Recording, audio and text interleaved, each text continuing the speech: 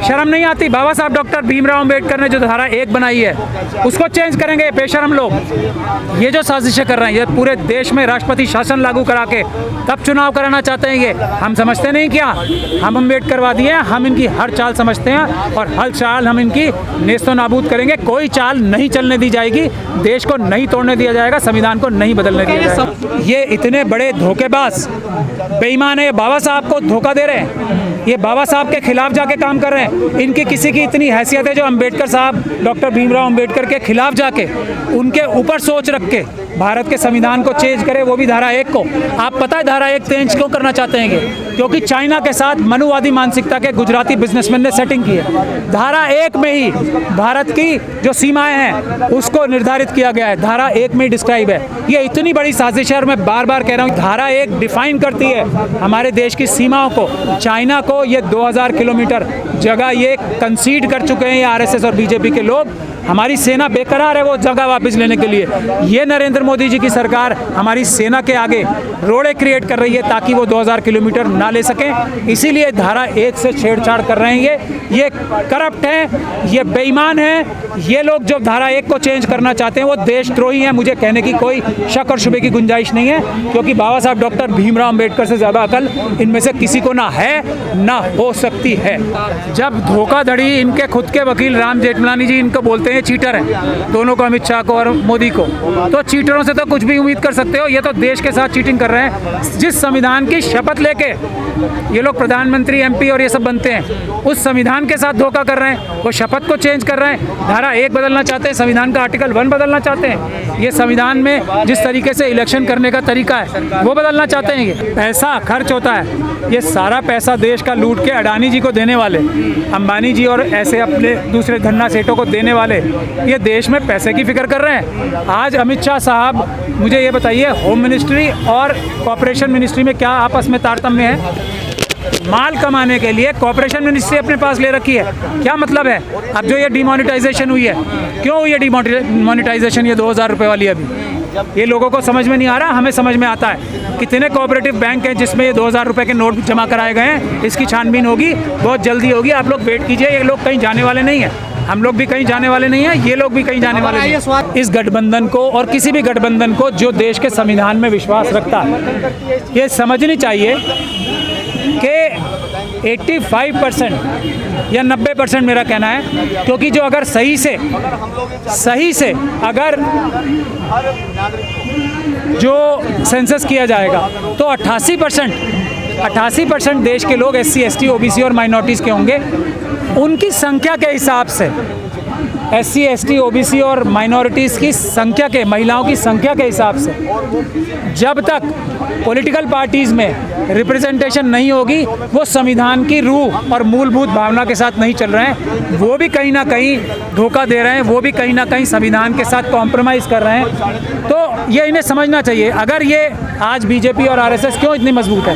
क्यों दूसरी political parties हैं, वो भी संविधान की मूलभूत भावना, यानी कि हर एक व्यक्ति को इस देश में बराबर की हिस्सेदारी मिलनी है, हर एक व्यक्ति को, उसको पालन नहीं कर रहे हैं। SC, ST, OBC और माइनॉरिटीज़ को, महिलाओं को उनके परसेंटेज के हिसाब से जगह नहीं दे रहे अपनी पॉलिटिकल पार्टीज़ में, अपने MP, LMLAs में। इसीलिए तो इतनी मजबूरी आ गई देश में, इसीलिए तो इतना बड़ा संकट देश के सामने खड़ा हो गया, इसीलिए तो आरएसएस और बीजेपी इतनी पावरफुल हो गई। तो अभी भी कमी है। अगर आज भी इंडिया और क्या ये जो गठबंधन है और या कोई और गठबंधन पूरा इंसाफ से, पूरी ईमानदारी से संविधान जो बाबा साहब डॉक्टर भीमराव अंबेडकर की नेतृत्व में बना है उसके ऊपर पूरी ईमानदारी से अमल करके अपनी पार्टियों में, अपनी सरकारों में SC, ST, OBC और माइनॉरिटीज़ को उनकी संख्या के हिसाब से, महिलाओं को उनकी संख्या के हिसाब से अगर रिप्रेजेंटेशन दे दे तो आरएसएस और बीजेपी का नामो निशान इस देश से नहीं नजर आए। तो भविष्य दूर नजर नहीं आ रहा आपको? सारी मुश्किल इसी से है। अब आप समझ लीजिए, बीजेपी की ताकत इसी से है कि जो दूसरी पार्टीज़ हैं वो SC, ST, OBC और माइनॉरिटीज़ को, महिलाओं को उनकी संख्या के हिसाब से रिप्रेजेंटेशन नहीं दे रही, वरना किसी को कैंपेनिंग करने की भी ज़रूरत नहीं पड़ेगी। भले ही ये EVM का इस्तेमाल करे, भाई कोई भी चालबाजी कर लें, इनकी एक भी सीट पूरी पार्लियामेंट में नहीं आएगी, ऐसा मैं दावा करता हूँ। आप देखिए, ये जनता को जगाने के लिए मिशन सेव कॉन्स्टिट्यूशन का जो ये आंदोलन है, पहला ऐसा आंदोलन है जो सोशल आंदोलन है, जिसमें देखिए जनता के जागने का सबसे बड़ा सबूत ये है कि विभिन्न पॉलिटिकल पार्टियां आरएसएस और बीजेपी को छोड़ के इस आंदोलन को, सोशल आंदोलन को ज्वाइन कर रही हैं। तो कहीं ना कहीं जो अपोजिशन पार्टीज हैं उनको ये समझ में आ रहा है ना कि सोशल आंदोलन के कंधे पे चढ़ के ही राजनीतिक दल इस आरएसएस और बीजेपी को हरा सकते हैं। ये सभी पॉलिटिकल पार्टियों के समझ में आ रहा है बात, और ये बहुत खुशी की बात है। हम लोग लड़ाई लड़ेंगे असली, हम लोगों का कोई ऐसा मकसद नहीं है कि इसे हटा के उसे बनाना है। हमें देश के दुश्मनों को हटा के ऐसे लोगों को बनाना है, या कोई भी बन जाए जो देश का दुश्मन ना हो, जो गद्दार ना हो, जो आरएसएस और बीजेपी से कनेक्शन ना रखता हो, क्योंकि ये लोग संविधान खत्म करना चाहते हैं मनुस्मृति लागू करने के लिए। कोर्ट में अगर न्याय मिलने की उम्मीद है